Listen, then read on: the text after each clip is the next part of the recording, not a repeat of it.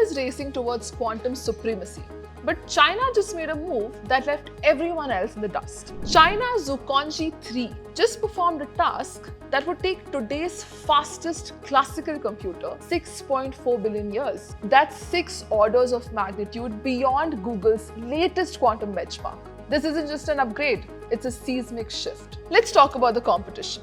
Google's Sycamore chip first claimed quantum supremacy in 2019 with a 67-qubit system. Microsoft is betting on a different approach with its newly announced Majorana 1, aiming for 1 million qubits on a single chip. Amazon just entered the game with its Ocelot quantum chip, reducing error correction costs by 90%. But while these companies are building, China is executing. China's University of Science and Technology, led by the renowned physicist Pan Xianwei, has built Zhuangzi 3, a 105-qubit superconducting quantum processor. In a single experiment, it crushed Google's best record by a factor of 1 million. Google estimated their Sycamore chip would have taken 10,000 years for a similar task. China's machine did it in seconds. This isn't just about faster computing, it's about global dominance. Whoever leads quantum computing will dominate AI, cybersecurity,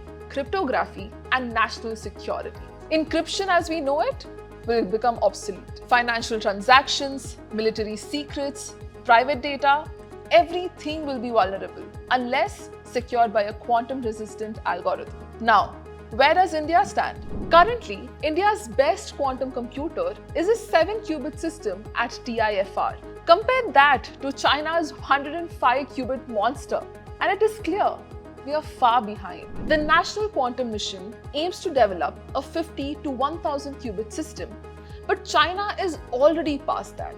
The US and China are pouring tens of billions into quantum research. India, a fraction of that. The silver lining? Over 100 startups in India are working on quantum breakthroughs. Bengaluru-based QPi AI is developing a 25-qubit system, and the government is finally funding quantum research. But is it enough? This isn't just about faster computers. This is about who controls the future of AI, cryptography, and secure data. China is accelerating. The US is countering with Microsoft, Google, and Amazon. Europe is securing AI governance, and India still catching up. We are at a critical crossroad.